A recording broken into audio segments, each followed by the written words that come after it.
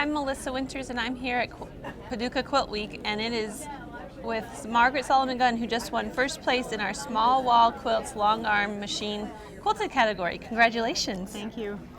So this is an original design, and the fabrics are pretty amazing. And so is this silk? This is silk. This is Kaufman Silk Radiance.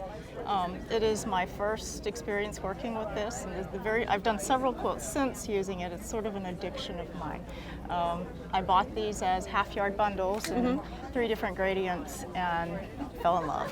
Well, it's turned out beautifully. So what did you find difficult with using the silk?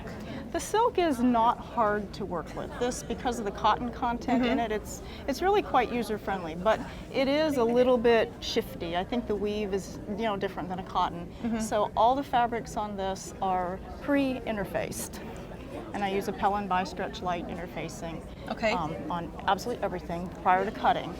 And it makes it so it doesn't ravel, it makes it so you can seam it and it doesn't stretch.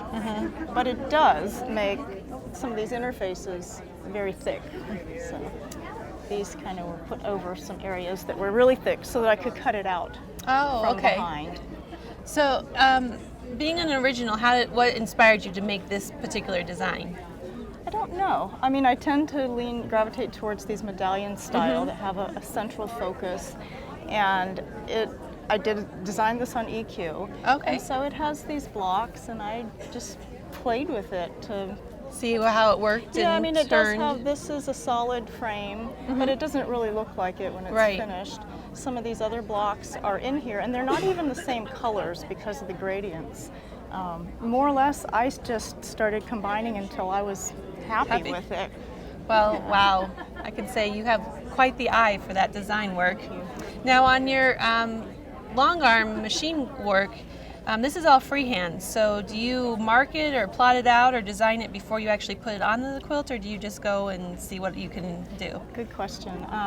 Oftentimes I mark as little as possible. This one was a bit of an exception because I needed to mark where I wanted these spines. It's, in a way, to me, it's like a minimally pieced whole cloth quilt. So I needed the symmetry. I marked the spines. I marked, again in here, these curly Q thingamajigs.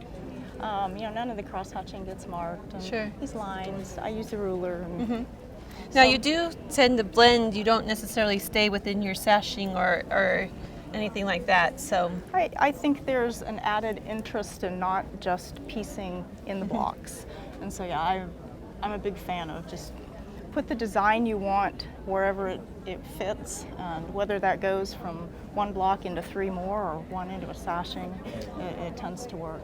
And because this is done with silk thread, and if you look closely, some of this is actually stitched in a blue thread and some is in a green, and you can see it very subtly on the different colors of fabric, but it's not in your face.